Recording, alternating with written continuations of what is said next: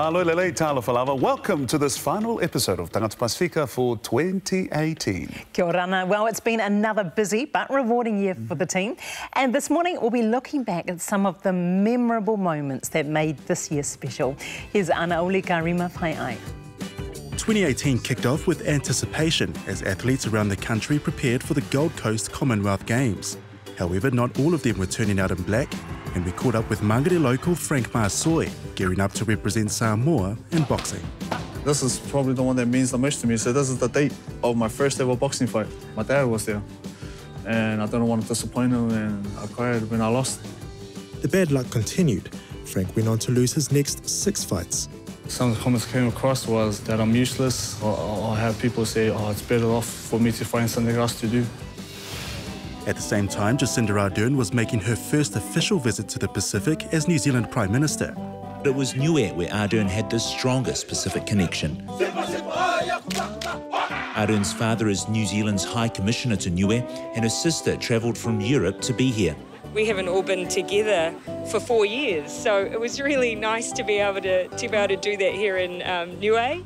Thanks to the warm summer, our team couldn't help but get amongst the atmosphere at 2 of our biggest Pacific events, which were being held on consecutive weeks. Yes, that's right. Kia ora, John. Don't be jealous, you two. I know you guys are very big fans of our next guest, but joining me now are the beautiful Tonga sisters. It's so lovely to have you here with us this morning. So first of all, I just want to ask, what is it like? It's your first time at Polyfest.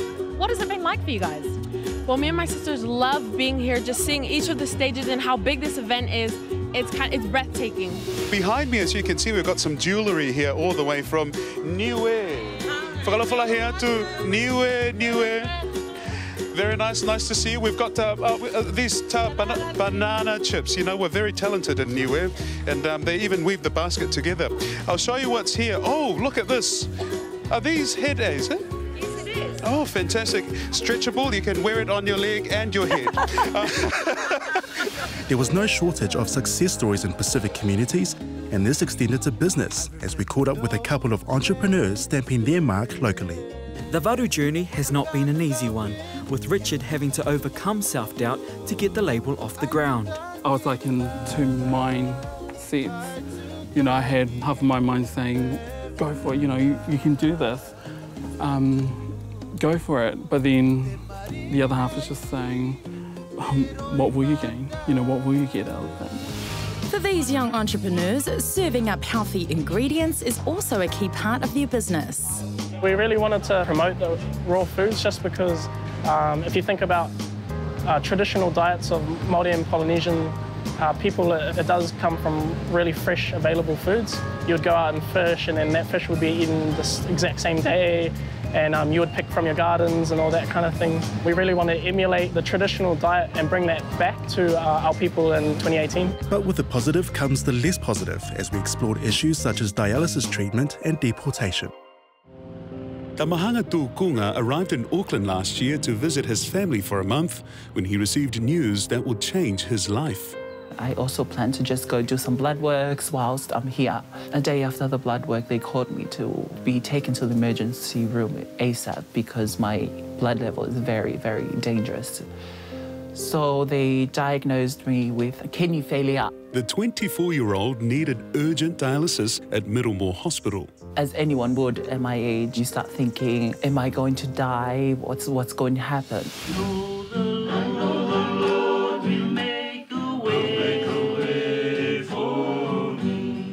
Two Fijian brothers could be deported at any moment. Unwilling to leave their family behind, they are now praying for a miracle. Us Pacific Islanders would like to be together as a family, not separated. 2 issues across the Tasman, Wallaby star Israel Folau ignited a firestorm following his homosexuality comments on social media. Well, it's been a busy week for human rights advocates in both Australia and New Zealand this week. This follows controversial statements by high-profile celebrities in the media. First up, Australian rugby star Israel Folau. A homophobic comment he made on social media has been slammed by many, including his rugby bosses. I'm more concerned about those young, vulnerable people who are finding it very difficult and not as fortunate as some of us who come from families who are caring and loving and being kicked out. my comment to them, they're the ones that I'm more concerned about. And it's about the fact that they need to get into themselves to focus on their own life and be good people and good loving people, and rather than focus on this kind of negative hate. A far more inspiring story to come out of Australia, though, was the journey of Samoan Eddie Williams, winner of Australia's Strongman title. Moving to Australia 8 years ago to play rugby, it was only by chance that he got roped into a strongman competition at church.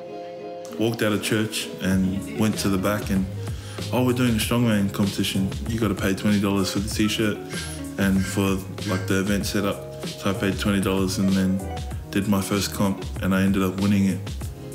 So I was like, oh, I should give this a go.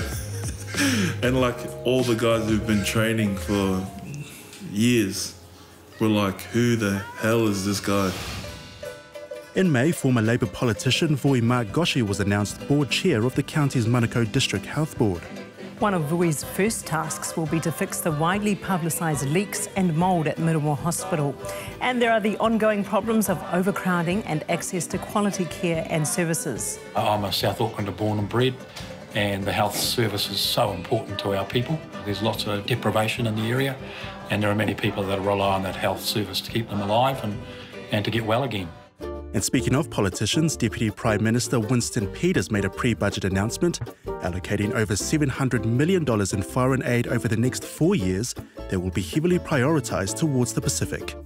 It's just a matter of this government putting in enough plans in consultation with the leaders of the Pacific nations and broader areas to actually deliver something that's smart, that's savvy, that's long-term.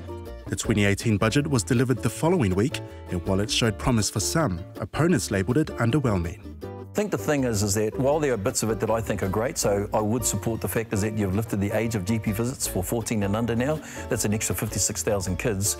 I think where there is some disappointment is that under the Pacific aspect of it, there wasn't anything that we could see, there was anything new inside the budget specifically. But while Pacific people may not have had a strong presence in this year's budget, Pacific languages took centre stage as Rotuma and Samoa kick-started Language Week celebrations nationwide. Rotuman language is on the UNESCO list of endangered languages, and proud Rotuman Rocky Khan is keen to learn more about his roots. I'll try and do my best to learn it now, so I think when I'm, 60 or 80 years of age, I can look back and actually know that I tried and actually try and pass it down to my kids and their kids as well.